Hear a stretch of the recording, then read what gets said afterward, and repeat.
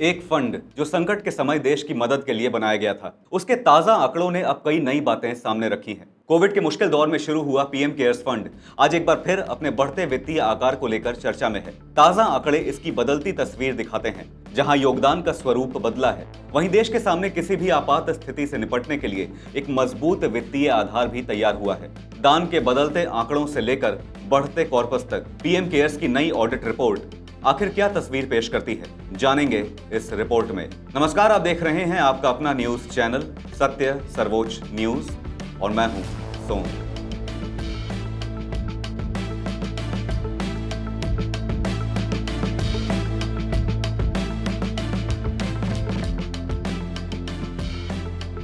प्रधानमंत्री नरेंद्र मोदी की पहल पर कोविड महामारी के दौरान बनाए गए पीएम केयर्स फंड को लेकर एक बार फिर चर्चा तेज है। मार्च 2025 तक के नवीनतम ऑडिटेड आंकड़ों के मुताबिक पीएम केयर्स फंड का कुल कॉर्पस बढ़कर 8,452 करोड़ रुपए तक पहुंच गया है। यानी फंड के पास अब किसी भी बड़े संकट या आपात स्थिति से निपटने के लिए एक बड़ा वित्तीय रिजर्व मौजूद है। हालांकि इस बढ़ते कॉर्पस के साथ एक दूसरी तस्वीर भी सामने आई है। वित्त वर्ष 2024-25 में पीएम केयर्स को मिलने वाले घरेलू दान में करीब 30% की गिरावट दर्ज की गई। घरेलू योगदान घटकर लगभग 479 करोड़ रुपए रह गया। विदेशी योगदान में भी कमी आई और इसमें करीब 18% की गिरावट दर्ज की गई। विदेशी दान घटकर सिर्फ 92.8 लाख रुपए रह गया। अगर पिछले कुछ वर्षों के आंकड़ों को देखें तो साफ है कि महामारी के दौरान पीएम केयर्स को सबसे ज्यादा समर्थन मिला था। वित्त वर्ष 2020-21 में स्वैच्छिक घरेलू योगदान रिकॉर्ड 7,184 करोड़ रुपए तक पहुंच गया था। इसके बाद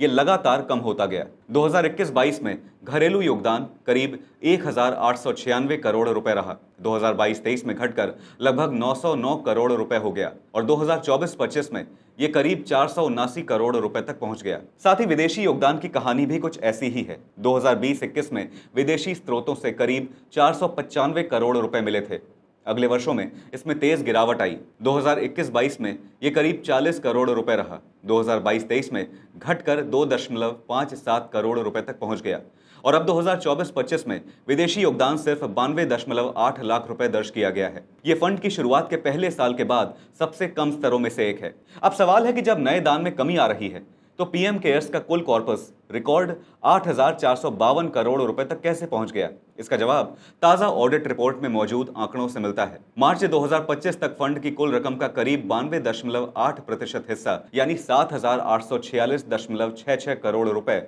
शेड्यूल्ड बैंकों में फिक्स्ड डिपॉजिट के रूप में रखा गया था। यानी फंड का बड़ा हिस्सा सुरक्षित निवेश में है और उस पर मिलने वाला ब्याज भी कॉर्पस को बढ़ाने में योगदान दे रहा है।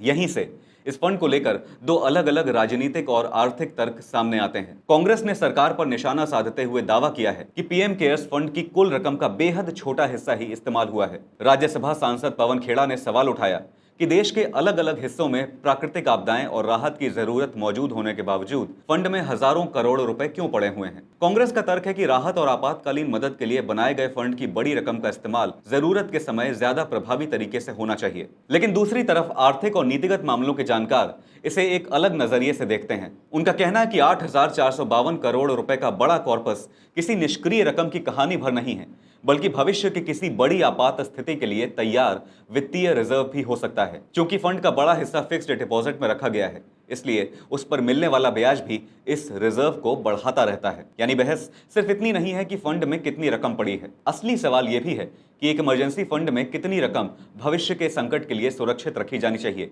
और कितनी रकम मौजूदा जरूरतों पर खर्च की जानी चाहिए। पीएम केयर्स फंड की स्थापना का उद्देश्य ही किसी भी बड़ी आपातकालीन या संकटपूर्ण स्थिति से निपटने के लिए संसाधन जुटाना था। इसे एक पब्लिक चैरिटेबल ट्रस्ट के रूप में स्थापित किया गया और ये पूरी तरह स्वैच्छिक योगदानों से संचालित होती है। इसे सरकार के बजट से कोई प्रत्यक्ष सहायता नहीं मिलती। कोविड महामारी के दौरान इस फंड का इस्तेमाल स्वास्थ्य सुविधाओं को मजबूत करने के लिए किया गया। देश के विभिन्न हिस्सों में ऑक्सीजन प्लांट स्थापित किए गए और केंद्र व राज्य सरकारों द्वारा संचालित अस्पतालों के लिए वेंटिलेटर समेत जरूरी चिकित्सा उपकरणों की व्यवस्था की गई। ये उस समय महामारी से पैदा हुए स्वास्थ्य संकट से निपटने की व्यापक कोशिश का हिस्सा था। पीएम केयर्स के जरिए उन बच्चों की मदद के लिए भी योजनाएं चलाई गईं जिन्होंने कोविड-19 महामारी के दौरान अपने माता पिता या कानूनी अभिभावक को खो दिया था। इन बच्चों के लिए शिक्षा, स्वास्थ्य और वित्तीय सहायता की व्यवस्था की गई और उनके भविष्य को सुरक्षित करने के लिए फंड से मदद जारी रखने की योजना बनाई गई। तो कुल मिलाकर पीएम केयर्स फंड की ताजा तस्वीर दो अलग अलग संकेत देती है। एक तरफ नए घरेलू और विदेशी दान में लगातार गिरावट दिखाई दे रही है, दूसरी तरफ फंड का कुल कॉर्पस बढ़कर रिकॉर्ड 8,452 करोड़ रुपए तक पहुंच चुका है और उसका बड़ा हिस्सा बैंक में सुरक्षित रखा गया है। अब राजनीतिक सवाल यही है कि इतनी बड़ी रकम को आपात स्थिति के लिए रिजर्व रखा जाए या मौजूदा कार्यों में ज्यादा तेजी से इस्तेमाल किया जाए। लेकिन आर्थिक नजरिए से देखा जाए तो यह भी साफ है कि कोविड जैसे किसी अचानक पैदा होने वाले संकट के समय पहले से तैयार एक मजबूत वित्तीय कॉर्पस राहत और आपदा प्रबंधन में बड़ी भूमिका निभा सकता है। आपका इस मामले पर क्या कहना है, हमें जरूर बताइएगा। फिलहाल इस खबर पर इतना ही। देश और दुनिया की बड़ी और अहम खबरों के लिए बने रहिए सत्य सर्वोच्च के साथ। लाइक, कमेंट और शेयर करना ना भूलें। अपना ध्यान रखें। धन्यवाद। जय हिंद।